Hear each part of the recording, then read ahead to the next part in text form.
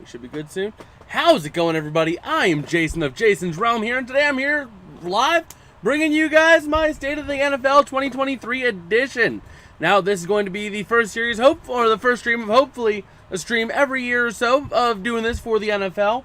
You know, as we get closer to training camp or as training camp starts, you know, just seeing what we got, who's still available in terms of free agents, going over predictions, all that fun stuff, and providing some fantasy help along the way, as I have been trying to work on getting my foot in the door on fantasy stuff as well.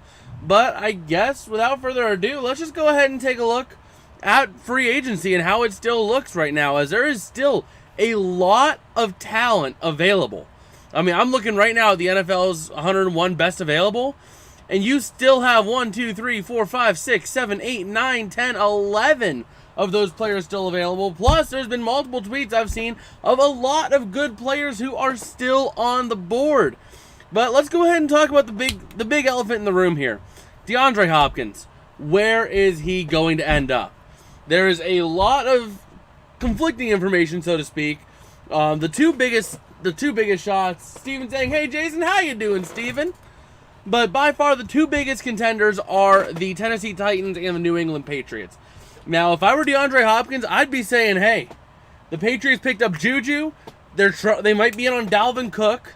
They have a little bit of offense, but they could use a little more help. So I'm going to go to New England, pair up with Mac Jones, because keep in mind, Mac Jones has yet to have a top receiver on the team with him. And while DeAndre Hopkins is past his prime, he is still a damn good receiver. So, I don't know. I don't care what you say. DeAndre Hopkins instantly will take any team up a notch. Now, he's not going to take a non-contender necessarily into a contender, but, you know, if you're contending, he'll give you a nice little bump that you need, hopefully, to get over the hump. Kind of liking it to the OBJ situation with the Rams. Rams picked up OBJ mid-season during their Super Bowl push, and all of a sudden, boom, they win the Super Bowl. OBJ blows his ACL out, but still, he gave them a push. But just taking a look here, DeAndre Hopkins with that Patriots lineup would really be a huge asset to both sides. And I think that would leave no excuses left for Mac Jones. Mac Jones has always been able to hide under the veil of, oh, I don't have any good receivers. They aren't getting me any help. But you would have Ramondre Stevenson, you would have Juju, you would have, I think, Devontae Parker's on that team too. And then throw in Dalvin Cook, if they pick up Dalvin Cook, and D-Hop, and you got a formidable five right there that is a dangerous situation. Tennessee, what do they got? They got Derrick Henry, but who else do they really have? I mean, if I take a look at, let's say, their wide receiver 1 situation for the Tennessee Titans, let's take a look. Tennessee's wide receiver 1 is Treylon Burks. Not really a big name you're looking for. Running back, Derrick Henry, but other than that, who else do they got? Tennessee doesn't have much. So if you're DeAndre Hopkins and you're looking to be the guy, you're going to Tennessee. But if you're looking to help make a push and potentially be good, I'd say you're going to New England. I think that New England can be a sneaky good team if they pick up D-Hop and Cook. Those two free agents are just two insane ones to pick up. And speaking of Dalvin Cook still available, heavily touted with the Dolphins. Not sure where he's going to end up. But I believe the Patriots have been in on him. Steven saying, if I were Mahomes, I'm reaching out to D-Hop saying let's both lower our pays and win a chip. Mahomes doesn't need to do that, though, so I don't know that he would. It would definitely be beneficial for DeAndre Hopkins, but I don't know that Patrick Mahomes needs that at this point. You don't have like a big name that everyone knows, like a D-Hop or an OBJ. But you got Isaiah Pacheco, Marquez Valdez-Scantling. You have the best tight end, one of the best tight ends in the league, debatable with George Kittle, and Travis Kelce. And you still have a quarterback who is very accurate and very good. So I don't think that Mahomes needs to take a pay cut to bring in DeAndre Hopkins to make them even better. Would it be beneficial? I mean, it would definitely add stuff to both sides. But Mahomes, I think, will be taking an unnecessary pay cut at that point. Don't get me wrong, I would love to see that, but I don't think that he would take that. Let's see. Brady would, and that's why he's the GOAT, honestly. Yeah, I mean, Brady, he took a hometown discount for years. For over he played, 20 years? For over a decade and a half, just about, he took a hometown discount with the Patriots. A decade, 15 years. 15 years. That is insane for him to do that. And because of that, New England was able to get a good team around him. That's why I'm not a big fan of these massive contracts unless that person can single-handedly carry a team, like Mahomes. But I just don't know that other teams should be doing that. And DeAndre Hopkins, I know he wants his money, but he's going to have to take a pay cut somewhere. But just taking a look, while we've talked about DeAndre Hopkins a lot, I honestly think he ends up in New England if I had to hazard a guess. It just seemed like it was a nice connection initially. And they were talking first visit, so maybe there's another visit down the line. But let's take a look at some of the other best available. Yannick Ngakoue, only 28 years old. I mean, Ngakoue is still good. Now, he's been having problems stopping the run, but other than that, he has been a solid defensive edge. And Dalvin Cook, let's see, Steven saying same for me. Yeah, that's the way you got to win in the NFL. But also you have Dalvin Cook, you have Jadeveon Clowney still available, and he's only 30 years old. So I don't know about that. I think that any team that needs help in their front seven could pick up Jadeveon Clowney, and he would be a big impact for any team. Any team picking him up right now will be huge. Taking a look through here, you also have Melvin Ingram. He's getting up there in age. I'm not really sure about... I don't know. I'm just not sold on Ingram still being a top-tier player. But Marcus Peters still on the board, too, for teams. Teams who need corners could really go for it. I mean, it says right here, he's effective in his first season back from ACL surgery. Still looking solid. And let's see. They turned into trash free agents. Let's see. This turned into trash free agency to pretty good. Yeah, it did. This year was insane to watch. But Justin Houston is still available, which is very interesting. Very interesting. But yeah, let's take a look here. Another thing I wanted to discuss. I mean, ESPN, I don't know what they were thinking. ESPN was on some sort of crack or something today. Because I saw this tweet out, right, by ESPN ranking all 32 NFL teams by rosters, from best to worst. Right? They ranked the Indianapolis Colts as the worst team in the AFC. Excuse me? In an AFC that has the Cleveland Browns, who do not have a bona fide wide receiver 2, who you also have the Vegas Raiders, who are maybe going to have Jimmy G starting. We don't even know, because that whole situation is a big mess. You have the Denver Broncos, who have been complete garbage last year. I get they got Sean Payton, but still. The directionless Tennessee Titans.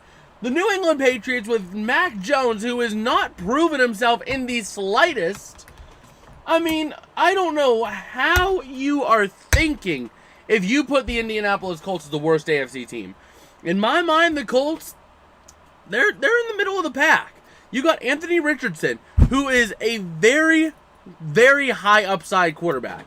Now, he is more of a project quarterback than teams would like, but that dude, if he can just keep himself controlled and make sure he doesn't, lose his head when he's out on the field, then he is very much able to throw deep and throw accurate and be the guy. Let's see, why do the Browns play Mr. Massage that much? They truly are the Cleveland Clowns. Yeah. Over $200 million guaranteed. The only player in the NFL, if I'm not mistaken, to reach that. I don't know what the Cleveland Browns were thinking. I guess they were real desperate for a quarterback that they were willing to set themselves up for failure. Complete and absolute failure. But that's just the way it goes in Cleveland. I mean, I don't know.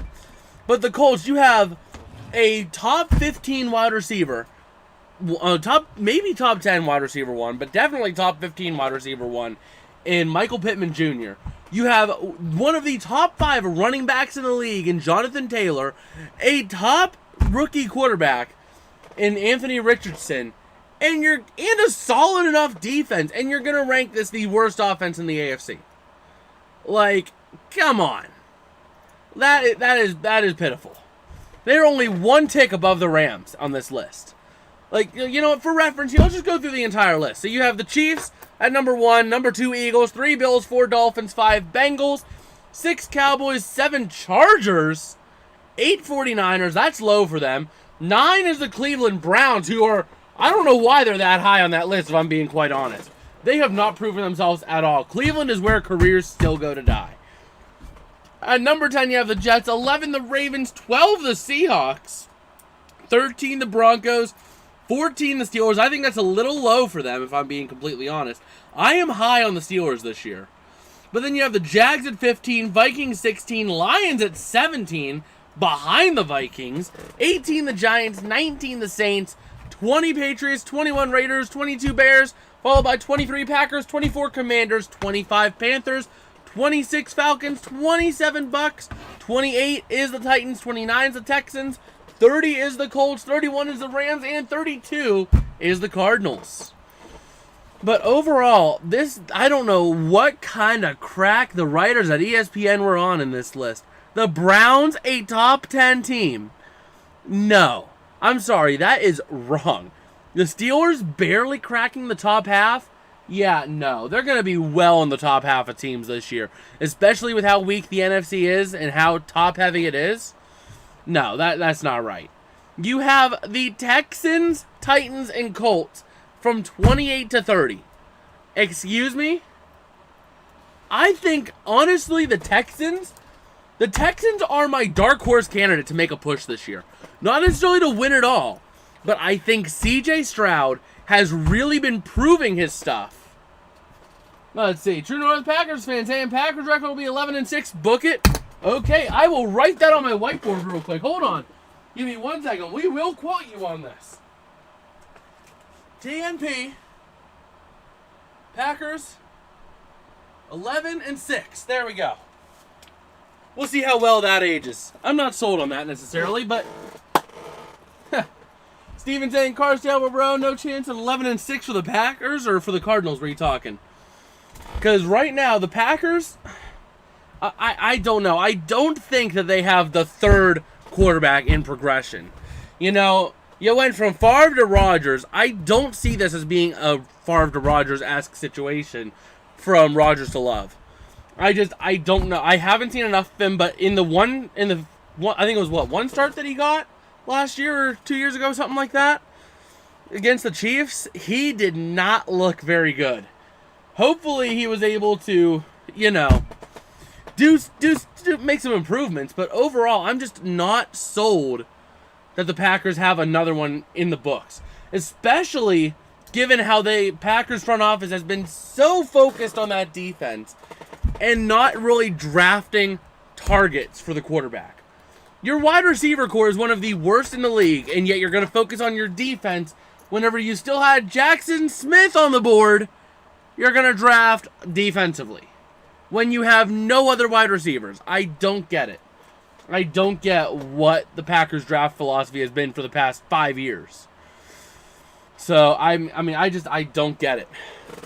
I don't think the Packers have it. I think the Packers will finish lower mid of the pack. I'm expecting for the Packers 6 to 8 wins. That's where I'd put my expectations at, because that defense can definitely do some damage. The offense I'm not sold on, but the defense can definitely do some damage. I think the defense will carry that unit to whatever wins they get. But you know what?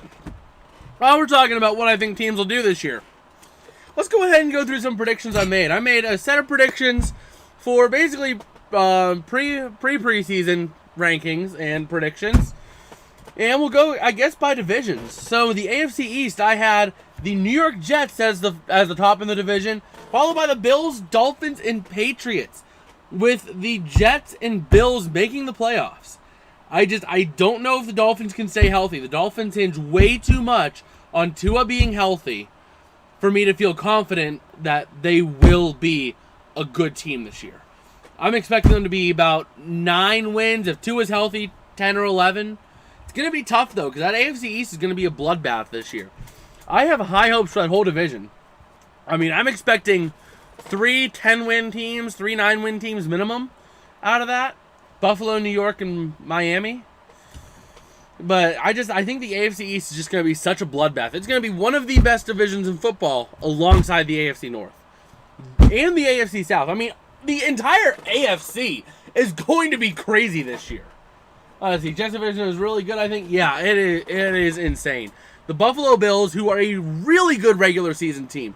Postseason, not so much. They're like the Ravens. They will do a lot of damage in the regular season. They will be really good. And then come the playoff time, they'll just completely crap the bed and leave everything alone, you know? The Ravens haven't done a single thing in the playoffs since their last Super Bowl victory against the Niners. And that's been the same thing with the Jets. I mean, or not the Jets, the Bills. They did a decent deep run their first time in the playoffs, or first couple times in the playoffs. But then what have they done since? They were what, 1 and done or 2 and done last year? No, I think they were 1 and done. Right? No. They were 2 and done. They beat the Dolphins and then lost to the Bengals badly. Truno saying, welcome back, 8-Bit Streams. I missed you. Oh, don't worry. Them 8-Bit Streams are going to be gone here in about 2 months, give or take. Month and a half. But I'll finally have a strong internet connection again, so looking forward to that. But yeah, I mean, I'm just looking forward to seeing how the entire AFC shapes out. Like, the AFC South, it would not surprise me if Houston makes a push at that division. Let's see, is it okay if I ask my friend if he wants to join? Oh, most definitely. Anyone that wants to join the Fantasy League. We do have the Fantasy Football League over there in the pinned message on the chat. If you want to join it, it's free. Just a little fun league to do during the regular season. Just something I was wanting to do this year. Jets are going to struggle this year. I can't wait. Well, if you've been watching the Flip of Fate series, if you guys have been watching the Flip of Fate series, the Jets have been sucking absolute garbage this year. Like, in the last video, the Jets went to 0-8 on the season.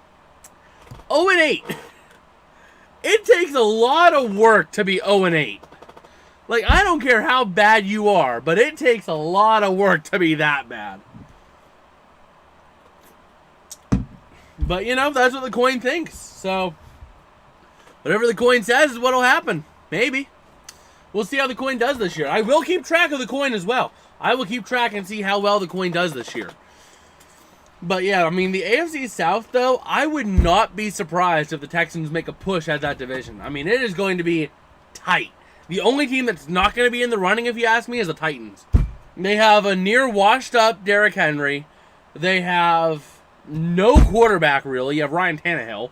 You have, like, almost no wide receivers, no targets for your offense, and your defense doesn't even have anyone really notable anymore. The Titans have really fallen off, and they're not going to compete this year at all for that division. Steven saying, I love the Flip of Fate series. Oh, thank you. I love to hear that. I love to hear that you guys are enjoying that stuff. Because I decided, you know what, let's see how this goes. This year, this offseason, has really been a thing of just throwing everything at the fan, seeing what sticks, or at the wall, seeing what sticks. And I'm glad that series has been sticking with you guys. But yeah, I mean, I'm just, the South, Houston, I'm high on Houston right now. Like, last year, I almost became an unironic fan of the Texans for a little bit, because they almost beat the Cowboys. But, like, no joke, CJ Stroud has been looking good in camp, or in OTAs and all that. And if that can transition to the playing surface and to actual games, the Texans can be good. They picked up Dalton Schultz. They did a lot of additions this offseason that if it all works out, they could win the AFC South legitimately. The Colts, if Anthony Richardson comes out of the gate guns a-blazing, I don't expect it because there have been concerns in the red zone. But let's just say for a minute he does. The Colts have then a very electric quarterback who is a dual threat who can launch the ball. He can launch it 65 yards just standing. He can just stand there and be like, boom, 65 yards. Does Russell Wilson start for the Broncos in 24? I mean, they don't really have much of a choice. Let me take a look at that contract again. Let's see how bad, because I know it's a really bad contract. Yeah, $49 million a year through the 2028 season. They don't have much of an option other than Wilson. That's why they went for Sean Payton. Because if you cut him, you're taking a massive hit on the cap. So you don't have much of a choice. You have to start Wilson until he's done.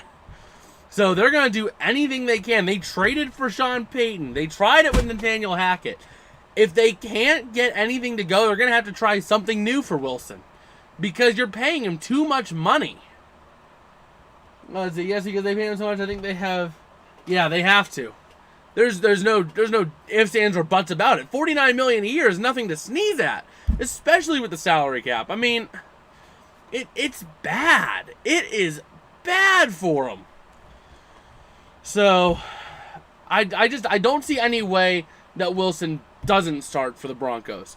Unless the Broncos somehow manage to unload that contract onto another team, they have no choice but to start him. So, that's where I think that all stands. That's why they brought in Sean Payton. They're desperately trying to make this experiment work. And, let's see. Walmart makes that much every single day. Yes, but whenever it's the salary cap, that's why I like football. I'm not a big fan of baseball as much, purely because... Now, don't get me wrong, I love watching baseball. But I'm not a big fan of covering it because, let's just say, hypothetically, you have an infinite supply of money. You could just chuck $100 million a year to this guy, $100 million to that guy. Oh, $500 million to this guy, with no repercussions. If you got the money, you can pay it. There's no salary cap. And I think the salary cap is a necessity in any sport, because then you can prevent teams from just buying a championship completely and buying it outright, you know? Like, I know everyone says the Rams bought their Super Bowl, and in a sense, they kind of did. They mortgaged their future for it, but they managed to work it out. But in the MLB, you could just say, okay, well, I'm going to chuck 200 or 100 mil a year at all the great guys in the league, and we're going to win a championship because of that. So the salary cap really makes teams consider how they're going to pay their players, because you can only have a couple of good, like, top players on your roster at a time with the salary cap. But yeah, that's why I think the salary cap is a necessity in any sport. Any sport. But overall, I'm just looking forward to watching this season play out. There's a lot of unknowns with just about every team. I mean, the Jets, does Rodgers adjust well to the team? The team is built to win if they have a good quarterback leading the way who can adjust to the team. The Bills, can they get it done in the playoffs? The Dolphins, do they stay healthy? The Patriots, do they bring in the right free agents, and does Mac Jones finally start looking like the guy that they need him to be? The Chiefs, how will the Super Bowl affect them?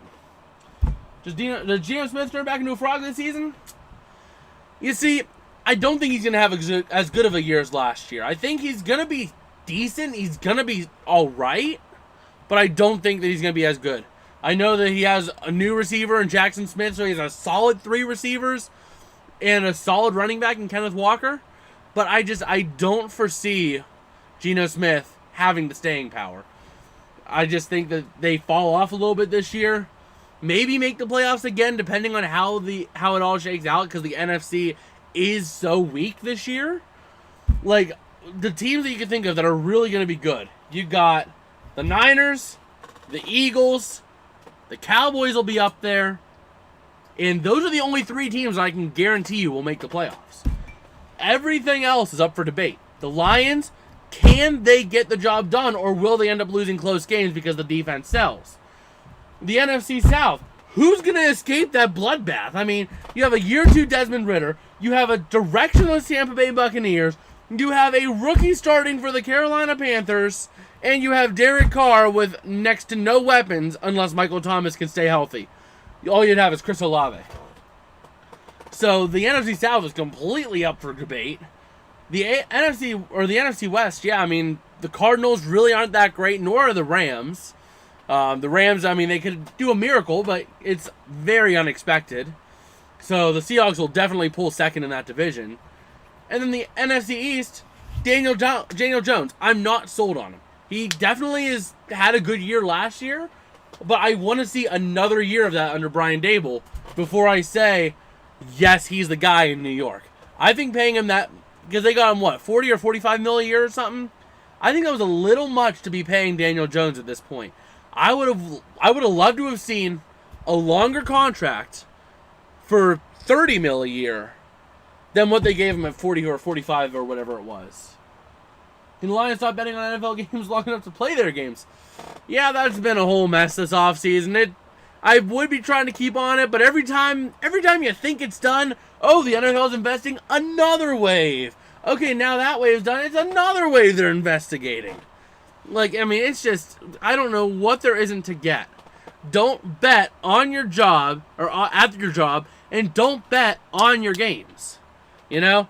I get there's some confusing stuff, like, you know, the match that NFL players played in, that the NFL turned around and said, yeah, players were able to bet on it, but, you know, that whole thing is just a whole mess, and I think that it's going to take a year or two before the NFL finally gets everything situated, everything blows over, and teams get situated back into, you know, doing what they got to do.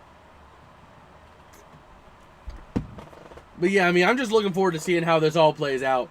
But right now, playoff predictions for this year, not quite my last, I'm probably going to do one more, like, just before week 1.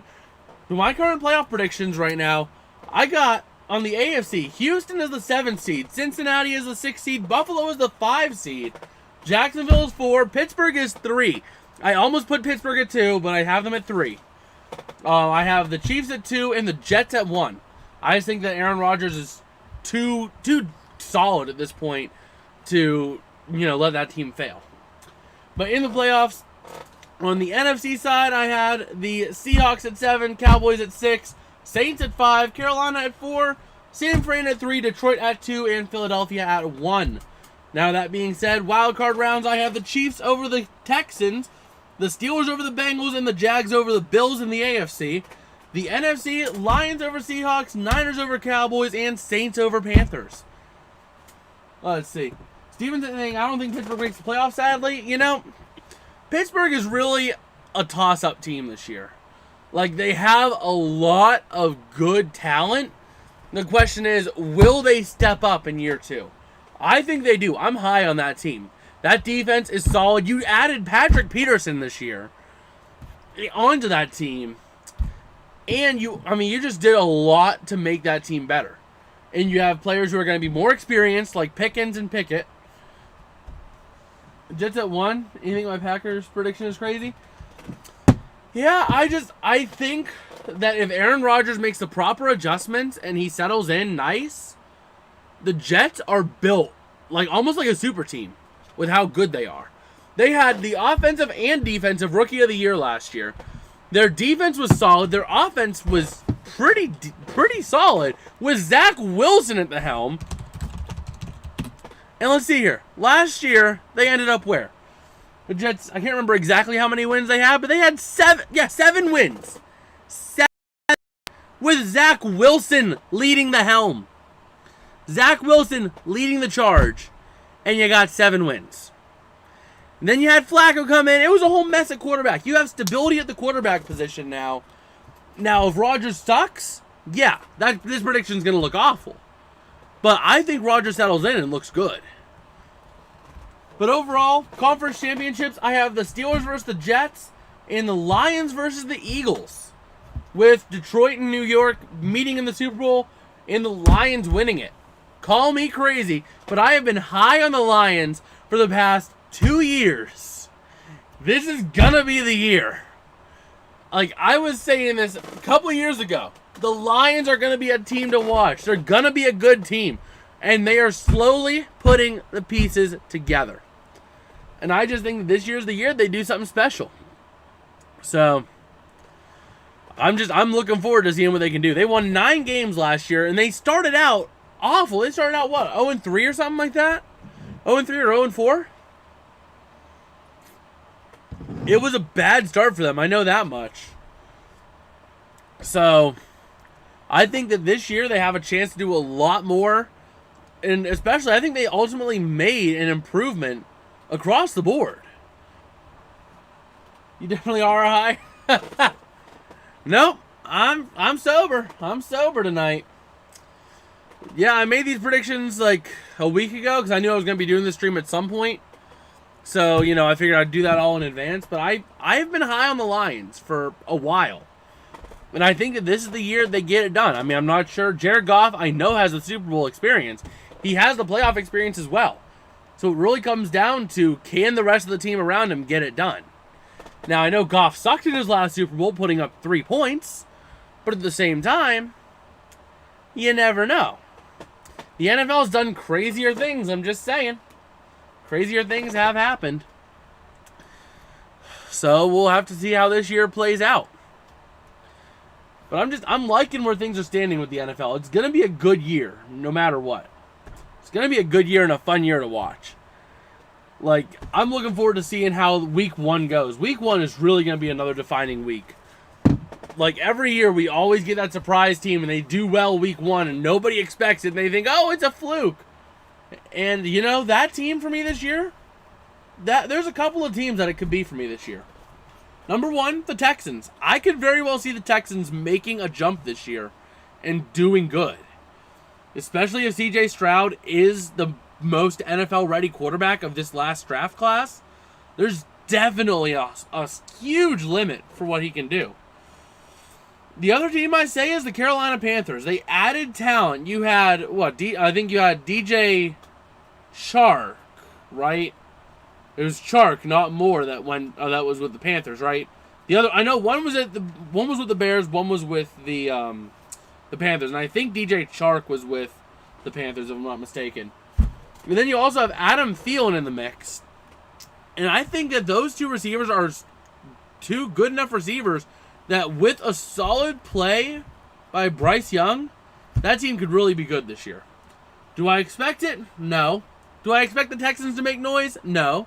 But it's possible. With their rosters and the way that they're looking, it is very possible that that does happen. Oh, it is hot. It is hot down here. But, yeah, I mean, I'm just looking forward to seeing how this all plays out. There's a lot of teams that are looking good. And everyone's been high on the Ravens. I don't know about the Ravens this year.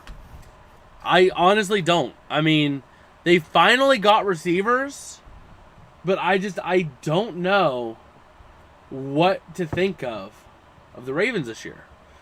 Because they do have a high ceiling. They do.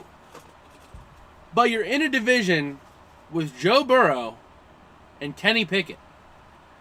That is a very good division to be in. And I don't know if the Ravens can be top 2 in that division. If I'm being completely honest, I have them 3rd in that division. Because I don't think they're that good and good enough to do what they need to do to get the job done. I get they've been a really good regular season team, but I don't think they get it done. And ultimately, I think the Ravens, if they don't do anything good in the next 2 years, they're going to collapse. Harbaugh's going to be out, and the team is going to collapse. Because they just don't seem to be able to get the job done when it matters. So, hopefully they can get it done, but I'm not convinced. The Ravens have not done a single thing to convince me that they are the team to look at. So,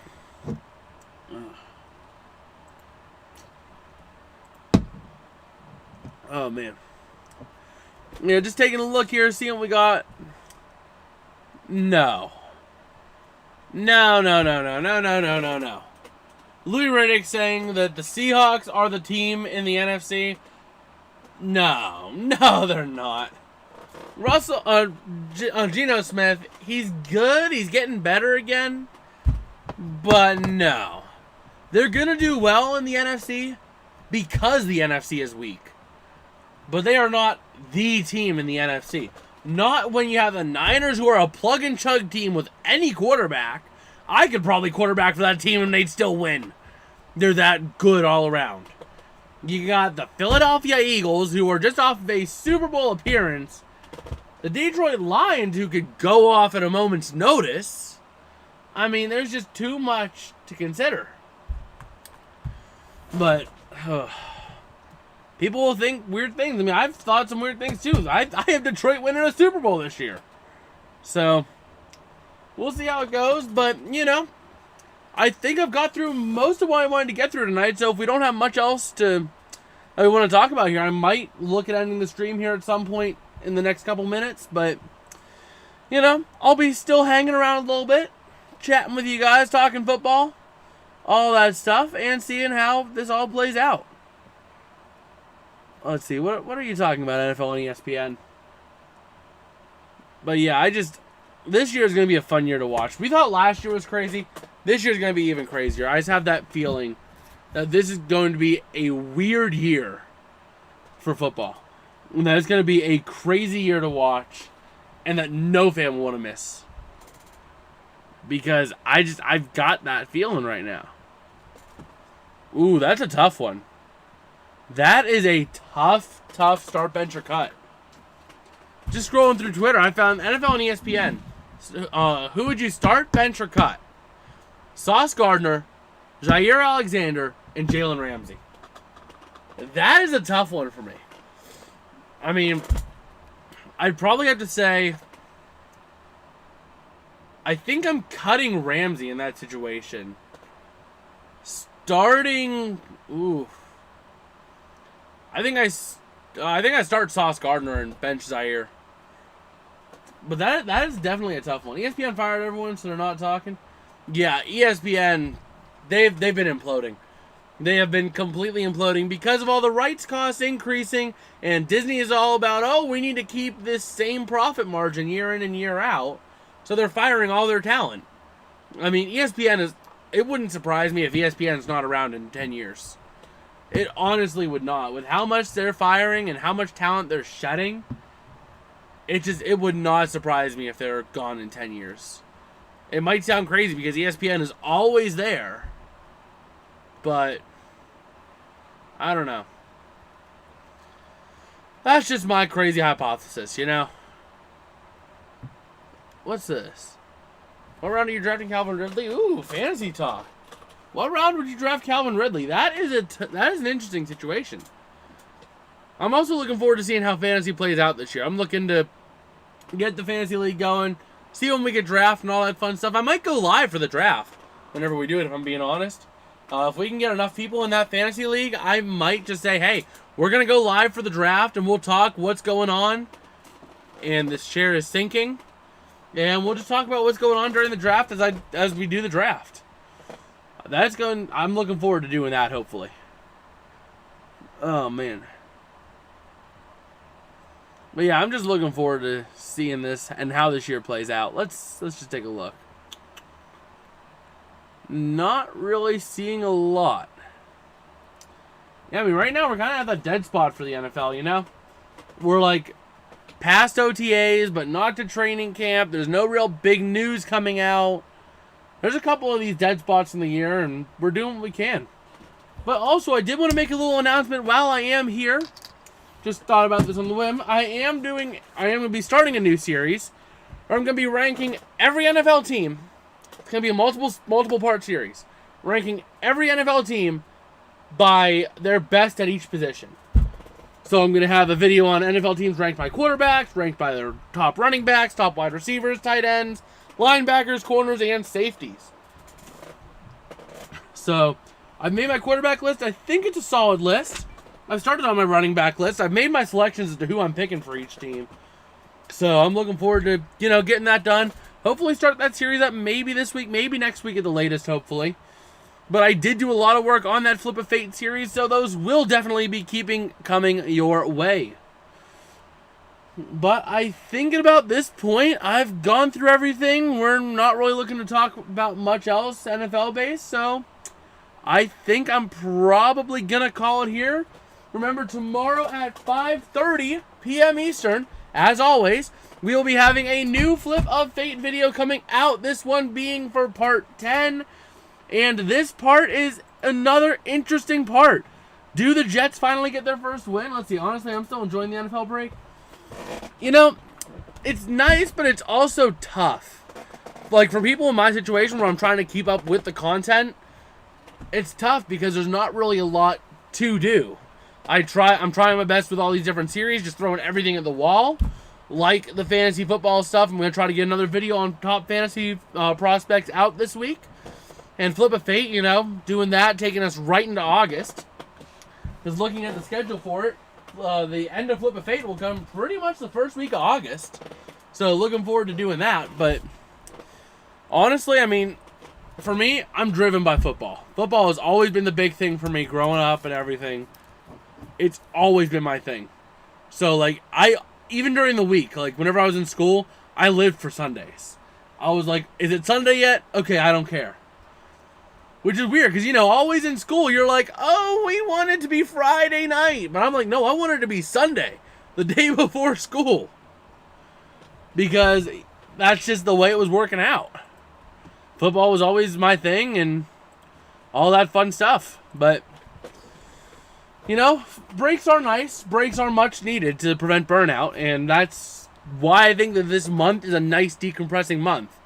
Especially considering, we got through April, which was the end of April, beginning of May. That was absolute mayhem. Absolute mayhem on this channel, trying to keep up with everything.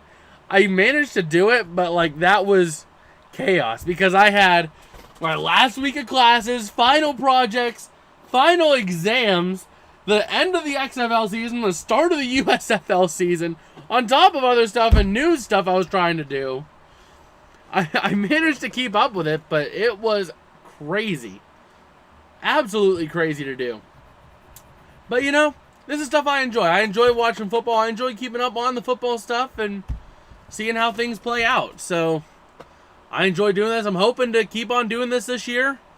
Also, I am going to be making this announcement because, YouTube did recently lower monetization requirements for, channel memberships and that stuff. I am thinking of offering that once we do get to that point.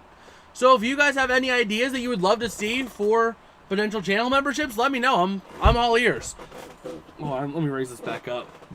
Because that's something I'm looking to hopefully offer. I'm looking at doing custom emojis, that kind of stuff for live streams. But let me know what you guys would want to see. Obviously, extra content might be a little bit tough to do, but I'll see what I can do, see how I can work it in my schedule, all that fun stuff. But yeah, that's just, I saw that happen, and I saw that we're getting closer, so I wanted to make that little announcement because I want to know what you guys want to see. I want to make sure that you guys get what you want if I end up getting to that point. Because, this is all about us. It's not about me, it's about us. I'm here for you guys. Your guys are here because you want to be here. So, it's more so me here for you than you here for me. So, I want to make sure whatever I do is what you guys want. And that's why I always like to make sure that you guys are enjoying the series and enjoying the stuff I do. But, yeah. I think that's about going to do it for me today, though. If you guys did like, don't forget to smash like and subscribe. It does help me out a whole lot. Lets me know I'm doing the right thing for you guys. And I guess with that, I hope to see you guys tomorrow for Flip of Fate episode 10.